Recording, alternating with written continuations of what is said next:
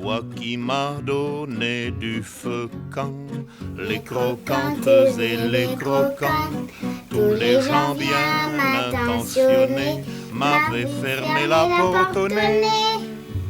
Ce n'était rien qu'un feu de bois, mais il m'avait chauffé le corps. Et dans mon âme il brûle encore, à la manière d'un feu de joie. Toi l'Auvergnat, quand tu mourras, quand le croque-mort t'emportera, qu'il te conduise à travers ciel, au Père éternel. Prêt? C'est bon? Oui. Bonjour chers téléspectateurs, chers internautes. Je viens ici en ce jour pour vous parler un peu de ce qui prévaut dans nos pays sur la constitution constitutionnelle qui tend à être révisée un peu partout. Vraiment, s'il y a une chose que je ne comprends pas, c'est de voir comment peut-on mettre en place des institutions et ne pas savoir à les respecter. Voilà pourquoi je dis souvent que nul n'est indispensable en ce bas monde, notion que semble ne pas prendre en compte ceux qui ne voient pas plus loin que le bout de leur nez. Et par là, joue la politique de l'embrouille, pour ne pas dire la politique de l'autruche. Vraiment, il serait dommage de ne pas dire un mot sur ce jeu qui fait que ceux qui sont en place s'approchent au pouvoir rien que pour pourrir la vie au reste du monde. Soyons sincères au vu de ce que l'on propose. Pourquoi parle-t-on de la République démocratique du Congo? La démocratie veut tout simplement dire une liberté constitutionnelle et une liberté dans la façon de faire. Nous ne devons pas nous prévaloir de ce que l'on ne sait pas faire. Voilà pourquoi j'attire l'attention sur ce qui se passe en République démocratique du Congo et au Congo-Brazzaville, où les institutions semblent mises en mal par les autorités en place. Franchement, comment voudriez-vous qu'on vous fasse confiance tant que vous passez tout votre temps à mettre en avant la constitution que vous avez souhaitée, pas forcément ce que le peuple a mis en place. Et voilà que du jour au lendemain, vous vous rendez compte que cette même constitution vous empêche de prolonger votre mandat. À vrai dire, pour qui vous nous prenez? Pour de moins que rien qui ne comprennent pas grand-chose sur ce qui se passe. Tout ce qu'on vous demande, c'est mettre en application les textes qui font loi. Alors, ne laissez pas autour de vous circuler des choses qui ne sont pas aussi vraies.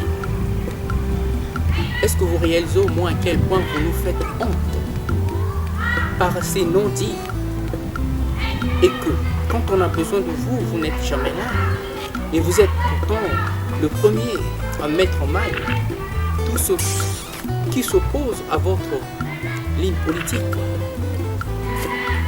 Non, je crois qu'il serait temps que nous fassions cet effort à prendre les gens au sérieux et plus particulièrement le peuple. Le peuple n'est pas si bête que ça. Mais si vous avez pris l'art de vous imposer par la force des armes et pas par la force des arguments, vous ne trouvez pas que là il y a quelque chose? Vous ne trouvez pas que le peuple que vous servez, vous ne le servez que par vos discours et qu'en réalité rien ne se passe? En tout cas, je m'interroge sur ce qui se passe dans la plupart de nos États qui prennent du plaisir à toujours remettre en cause ce qui est fait pour respecter l'intérêt général. Ce que je ne comprends pas, quand je pense, vous avez des familles, et même vous autres, dans ces gouvernements, vous avez évolué ici en Europe, et vous avez vu comment les choses se passent. Pourquoi vous n'êtes pas en mesure de mettre en pratique ces mêmes choses qui vous ont servi ici? Je crois que il y a là matière à réflexion pour essayer de vous faire comprendre que tout ce qui déplaît au peuple n'est autre que votre faute. Vous nous induisez en erreur en laissant croire aux gens que vous êtes là pour le changement, pour la modernité et d'autres pour le projet d'avenir. Mais un projet d'avenir ne se limite pas qu'aux paroles. Nous tenons à voir les faits. Mais le fait ne veut pas dire que parce qu'on a commencé un projet, on doit aller au bout de ce projet. Mais si votre mandat ne vous permet plus d'aller au-delà, autant mieux laisser les autres prendre la relève. Vous ne trouvez pas que cela, les gens vaut la chandelle?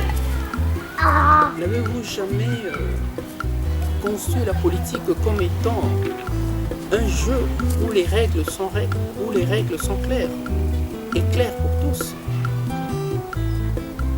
Je trouve que vous êtes injuste.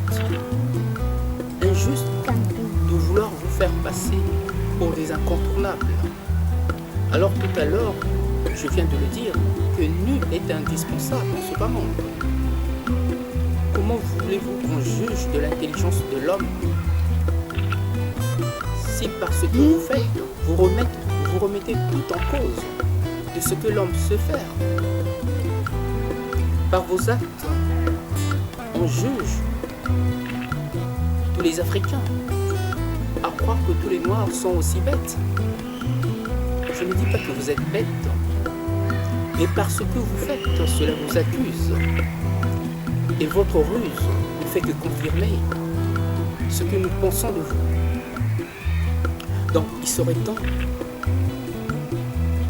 mes chers leaders et chers dictateurs, de tout bien faire pour qu'au moins que les gens puissent tirer ne fût-ce que un petit quelque chose de plus parce que vous avez dit. Donc voilà, c'est un des sujets que je voulais aborder et par la suite, j'essaierai de l'enrichir au vu de l'actualité. Mais en tout cas, ce que je défends ici n'est pas vous, chers leaders et chers dictateurs, mais c'est le système et votre façon de faire que j'accuse et que nous condamnons.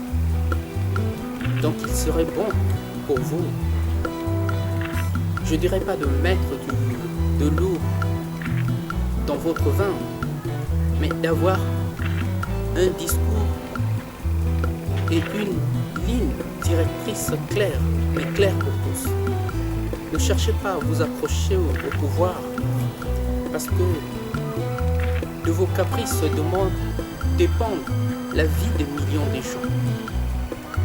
Et si vous arrivez à vous imposer, il faut le reconnaître que tous ces gens n'ont peur que d'une chose, de la force nuisible dont vous disposez, simplement ces armes. Parce que ce sont ces armes qui vous maintiennent au pouvoir, pas le devoir du peuple.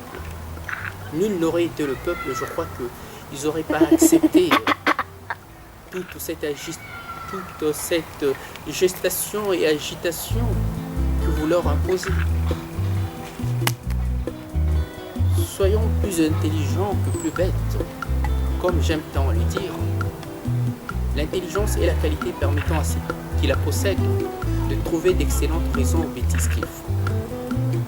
Mais de votre intelligence, j'en viens à en douter, puisque tout ce que vous faites va largement à l'encontre des valeurs que nous défendons. Alors, chers téléspectateurs et chers internautes, je voulais simplement ouvrir une parenthèse que j'aurai à suivre d'ici